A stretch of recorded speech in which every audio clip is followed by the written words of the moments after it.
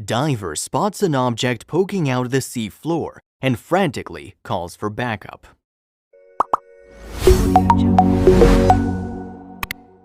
When one deep-sea diver went into the water in Italy, he wasn't sure what he was going to see. Still, when he imagined exploring the ocean, he certainly didn't expect to spot the seemingly sinister object he saw sticking out of the sand. He understood this was too big of a mystery for him to solve on his own, so he called in backup. Stefano Mariattini was a celebrated chemist, but he also considered himself an amateur deep-sea diver.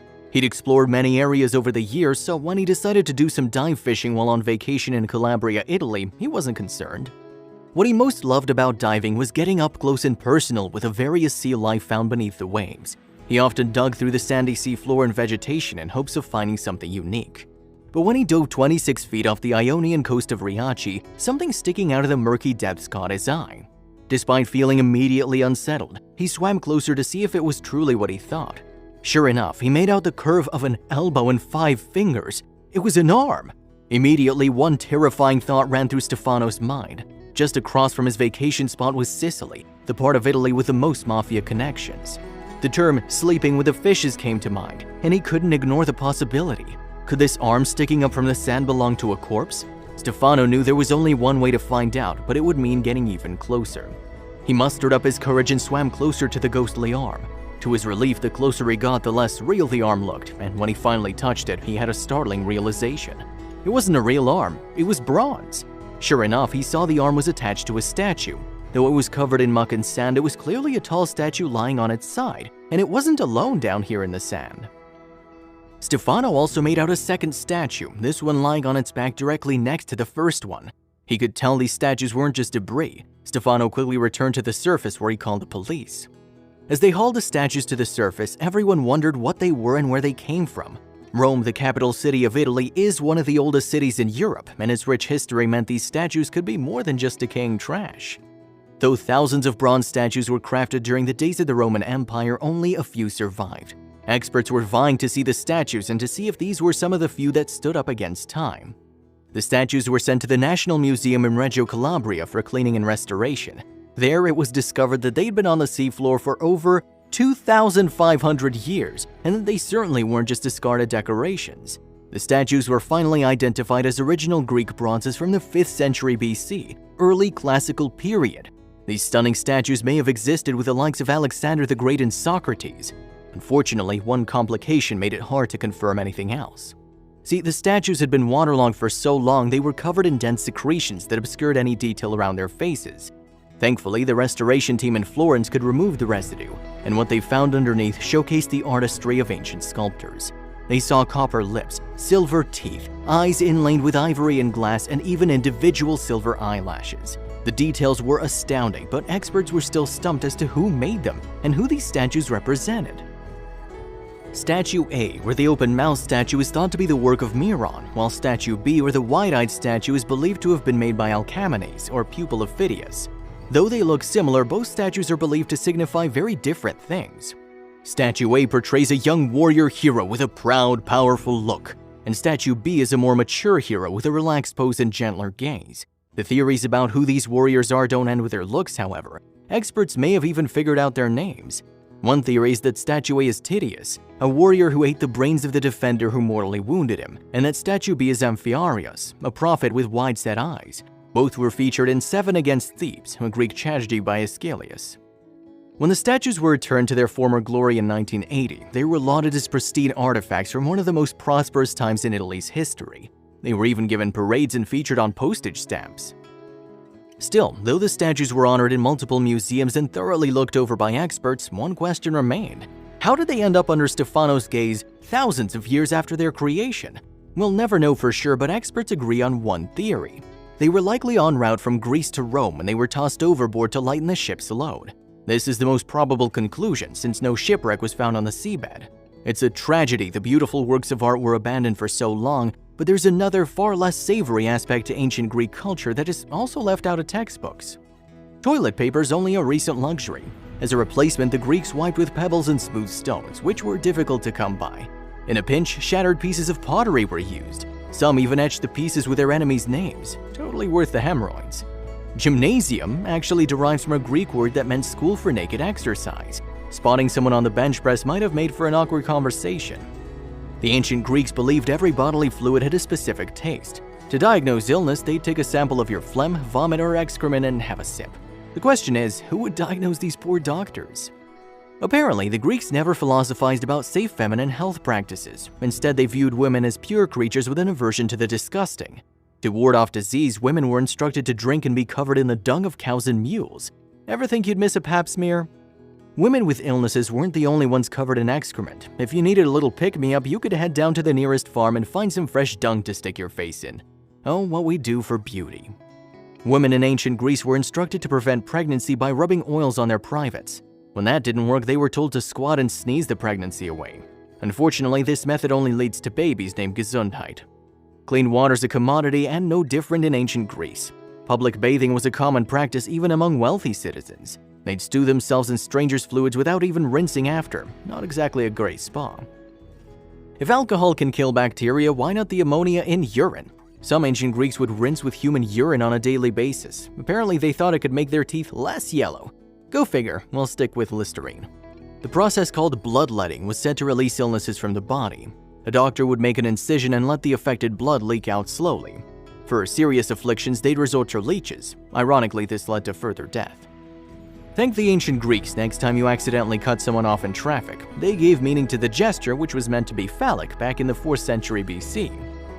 Suffering from aches and pains, try athlete sweat. Athletes would oil themselves up, get covered in dirt, and let the gunk on their bodies be collected for sale. The rich would lather themselves up in this body mud and wait for the magic to kick in. Smooth skin was expected in ancient Greece, though there were no razors to purchase. Men and women would pluck hairs one by one until they were presentable. For a fast shave, they'd simply burn the hair from their bodies. Make a mistake and you wouldn't be looking too hot. Love between two women was and continues to be somewhat of a mystery to many cultures. This included the ancient Greeks, who could only fathom that lesbians had female penises. Sex without a penis? Who could imagine that? To honor Dionysus, the god of wine, crowds of people would celebrate on the streets by waving around giant homemade phalluses. The jokes and obscenities they'd yell eventually morphed into large-scale productions, paving the way for early comedic theater. Poorer Greeks were limited to shirts and pants made of cheap materials like wool. Not only were these garments itchy and hot, but were also a breeding ground for bugs and lice. Without washing machines, you could expect to live in filth every day of the week. These wiping sticks were kept in buckets of water for reuse even in public. This led to the phrase grabbing the wrong end of the stick. Makes sense now, right? Just because you're a baby doesn't mean you get a free pass. In ancient Greece, some babies were tossed into buckets of wine to test their strength and durability. Think you'd make the cut? Older men in ancient Greece took young boys as lovers, and a rooster was an indication of a man's affection. However, this affection would disappear once a young man grew facial hair. He was then expected to bring his own boy home to roost. Greeks feared an uprising of the dead. To stop selected bodies from coming back as revenants, Greeks chopped off their limbs and used heavy stones to keep them 6 feet under. In the ancient world, women were seen as the property of their father or husband, so rape was a violation of ownership, not of the woman herself. Not exactly the beacon of women's rights. To prevent sexual excitement, slaves were made to wear painful metal rings on their privates. This horrific act is called infibulation and exists in many cultures for both men and women. For problematic slaves, complete mutilation was often on the table. Even as Greek dominance gave way to the Roman Empire, everyday life didn't get much cleaner. Diaries kept by a passionate Roman foodie named Apicius detailed some of the utterly bonkers recipes that were considered the best eats across the empire, raised more like a magic potion ingredient than a cookbook. There were meals that sounded particularly witchy, like spade sow's womb, paunch of a suckling pig, and stuffed dormouse casserole. But the Romans experimented with eating pretty much any animal you can think of: parrots, peacocks, dolphins, and giraffes. On recovered Roman shipwrecks, archaeologists found jars of a popular condiment called garum. This sun-fermented fish sauce was often sopped up with bread, but was also loaded with parasitic tapeworm eggs. No thanks. Etiquette standards were non-existent in ancient Rome. Dinner party guests simply disposed of their cleaned animal bones by tossing them willy-nilly onto the floor. Later, slaves were ordered to clean the mulch of food scraps that had collected. Since sitting down for lunch was gambling with parasites and bacteria, it follows suit that Roman medicinal practices weren't even close to as sterile as contemporary medicine. Animal and human excrement were used topically and orally for cures and holistic treatments. Roman medicine shifted the medical standard from largely supernatural to focused on balancing the 4 humors: blood, yellow bile, black bile, and phlegm. Bloodletting was popular just for the heck of restoring equilibrium. Studying fossilized Roman fecal matter revealed a wide variety of infections and parasites commonly born out of poor hygiene and sanitary conditions, dysentery and roundworm among them, which experts say has something to do with a common farming practice of the time. The filthiness of human waste just wasn't a blip on ancient Roman radar. They viewed excrement as a natural resource, spreading it as fertilizer for crops, fulfilling a toxic and nightmarish cycle when they tucked in to eat their yield. Urine proved useful as laundry detergent. It was the job of the fuller to leave out and collect jugs of urine on the street to wash clothes in it, since the ammonia worked to remove stains. Toilet paper shortages were a non-issue back in ancient Rome. To clean their keisters, they just reached for a sponge on a stick called a xylospongium. Bathrooms consisted of benches with holes reminiscent of an outhouse. There's an obvious red flag to this scenario. The sponge on a stick probably worked well enough, sure, until you factor in the fact that xylospongium were shared amongst many people, and who can say if they were cleaned. Nobody gave ancient Romans the memo that public nudity was lewd, and they treated stone walls of public spaces like personal Craigslist ads. People carved out sexually explicit images and propositions as jokes, and also because they were supposed to boost virility. On an ethical note, many Roman practices were indisputably messed up. Marriage, for example, was forced on girls as young as 12 years old, and that was the age restriction imposed by law. Of course, it wasn't much easier for Roman boys. The raucous lifestyles of emperors are fairly well known, and the grim tone of their parties revolved around using minors as sexual tools. Charges of incest reached all the way to the top, most famously with Emperor Caligula. He was accused of having affairs with several of his sisters, and later publicly claimed his mother Agrippina was born of an incestuous relationship. Committing a crime in ancient Rome was risking the most gruesome punishment imaginable. Their torture was creative. They fed the guilty to wild animals and buried alive disgraced Vestal virgins, but the worst was saved for people who committed the most heinous acts. Sinister minds developed what they felt was an appropriate punishment for people who murdered their fathers, which involved putting the convicted in a bag with a reactive animal like a snake, rooster, or monkey and tossing them into the Tiber River. Life for the average ancient Roman was regularly anticipating brutality. No one was safe from the wrath of the soldiers conquering cities. Innocent civilians, women, and children all were slaughtered by the thousands. Entire cities burned to ash. While they definitely took a major leap forward with public health initiatives like aqueducts and bathhouses, none of these would pass the most lenient of health inspections. The olive oil they slathered on every bather, as well as their dead skin scrapers, were perpetually reused. After thousands of years of modernization, development, and societal growth, we still had miles to go in terms of proper hygiene. Looking back at the health habits of the American colonists, it's shocking how much cleanliness standards changed in only a few hundred years. Though keeping oneself clean is common practice in our day, hygiene was a somewhat controversial topic in the 18th century. Some doctors actually advocated against bathing regularly, as they believed the body's oils were essential to good health. Religion and cleanliness also went hand in hand, as filth and dirt were often equated with sin and the devil.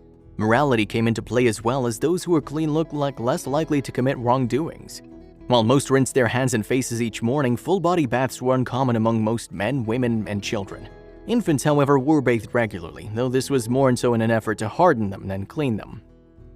In some cases, women actually preferred not to bathe and used their uncleanliness as a means of self-defense.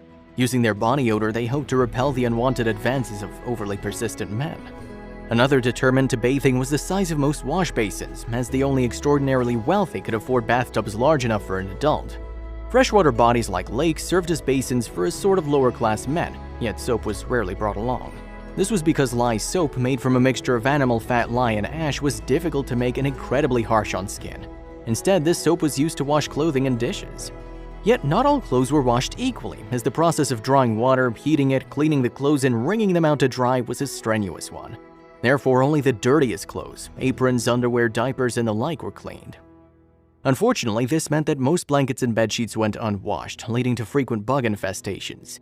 Fleas, cockroaches, and mosquitoes were prevalent, and some even resorted to sleeping beside campfires to keep the bugs at bay.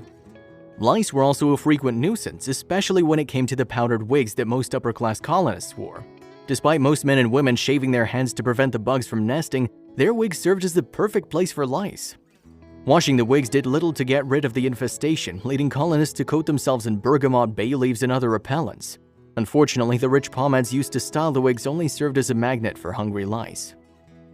George Washington wrote often about his experiences with such vermin, and mandated that soldiers wash their shirts weekly and their hands and face daily during wartime. Close-quarter camps served as breeding grounds for parasites and disease, especially the deadly smallpox.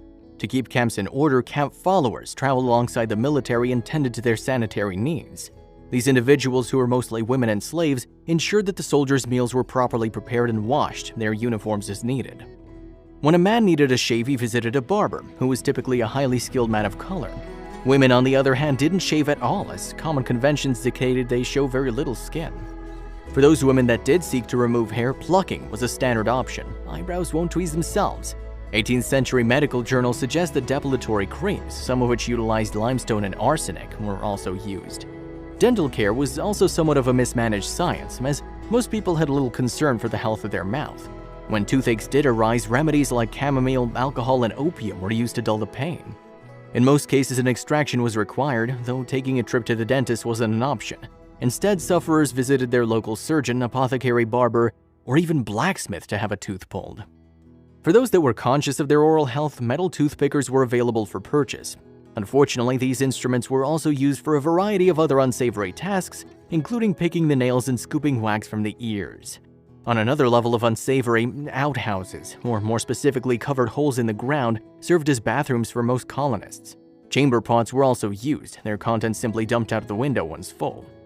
Not only were these practices unsanitary, but they also posed serious health risks.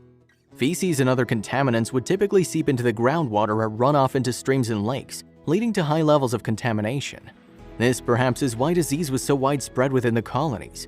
Cholera, typhoid fever, and influenza were extremely prevalent, and dysentery, commonly known as the bloody flux, ravaged the population. Believe it or not, health practices back in medieval times were actually much worse than these. During this time, heating water for a single bath took so long that families would actually share used bath water. Let's hope they only shared their baths with other people. Baldness cures. Balding men of the Renaissance were convinced that rubbing a combination of chicken poop and potassium on their heads would help their hair grow back. Did it work? Judging by what Shakespeare looked like in his later years, the answer is a resounding no. Have a tickle in your throat? Doctors once believed that combining 1 pound of slimy snails and 1 pound of sugar would create a syrup perfect for coating the throat and curing coughs. Just make sure they don't get on your face. Ancient Egyptian women once used crocodile dung as birth control. Molding the dung into the form of a pessary, they believed the excrement was thick enough to prevent pregnancy. When paleness was once seen as the ideal skin tone, chalk became the primary means of whitening the face. Not only did women smear chalk powder on their face, but they also ate it as well, making them so sick they turned pale as a result. The invention of tampons and most feminine products are relatively modern, so women of the past had to do with whatever they had lying around. That included clumps of moss torn right out of the forest floor. During the Elizabethan era, sugar was only available to the upper echelon of society. Therefore, sugar-rotted teeth were considered a symbol of wealth, and peasants would even go as far as faking the disease just to look richer. Before the days of pills and injections, women drank all kinds of concoctions to prevent pregnancy. The grossest of them all was a tea from Canada made entirely from the genitals of male beavers. Why buy another fashion when the one you're wearing fits just fine? This was the logic of many families before the 19th century, when most people had an average of 4 pairs of clothing to their name, one for each season. Back before false teeth were invented, those looking for a new set of pearly whites had to get them from the only people willing to give them up, the dead. In fact, many dentures during the time were constructed from the teeth of dead soldiers. Flowers. These petaled beauties certainly aren't gross, but some of the things they were once used for definitely are. In the times where people didn't bathe much, flowers were always kept on hand to mask the stench of body odor. In the days before their death, 16th century Arabic men ate nothing but honey and were then buried in coffins full of honey after passing. The corpse was dug up several weeks later and pieces of the body were eaten as a miracle cure. Before we had OxyClean and Tide, we had urine, which is sterile and contains ammonia. Not only did people once wash their clothes with urine, but they also used it as mouthwash too. No epidurals here, just more animal dung. During labor, medieval women were given eagle poop mixed with oil and vinegar to ease the pain of childbirth. Germs weren't a thing until the mid-1800s, so none of the surgical equipment used by doctors before then was ever sterilized. Maybe getting a checkup back then wasn't such a good idea after all. Toothpaste is another modern invention, and in the days before straight baking soda was introduced as a dental hygiene product, people would often use burnt herbs like rosemary and mint to brush their teeth. That's better than the Romans, who reportedly brushed their teeth with mouse brains. Why watch your diet when you can eat anything you want and not gain a pound? That was the pitch by quack doctors of the early 20th century when they pushed tapeworms as weight loss supplements. Toilet paper. Just kidding, there wasn't any. That's why when nature came calling, people would use things like leaves, rags, a wet cloth on a stick, or even their own hand. You've heard of Lysol as a kitchen cleaner, but Lysol is a feminine product? Before it found its way under every kitchen sink in America, Lysol was initially marketed as a way to keep women fresh. And cleaning solutions. Forget everything you know about mopping the floor because ancient Egyptians once used the powdered remains of mummies to clean their homes. They'd also used the powder as a cure-all, rubbing it on their skin and ingesting it in large doses. Well, we hope these things have taught you to be a little more grateful for the technological advances and modern-day things that you have in your everyday home.